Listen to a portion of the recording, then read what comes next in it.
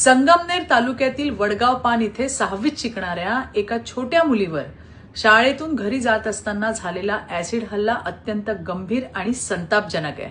ही घटना मानवतेला काळिमा फासणारी आहे। या चिमुकलीच्या आईशी मी स्वतः बोलले। तिला रुग्णालयात दाखल करण्यात आले असून तिच्यावरती उपचार सुरू आहेत। तिला सर्वोत्तम वैद्यकीय मदत मिळेल याची शासनाकडून पूर्ण काळजी घेतली जाते।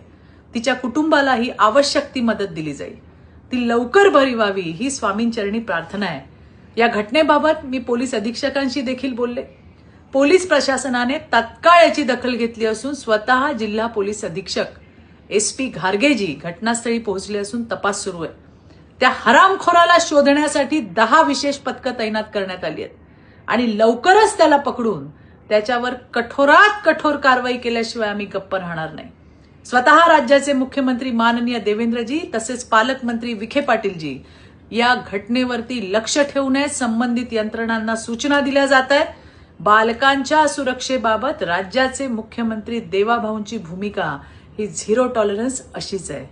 धन्यवाद। जय हिंद, जय महाराष्ट्र। न्यूज अहिल्यानगर 24 तास, आम्ही बातमी नाही सत्य दाखवतो।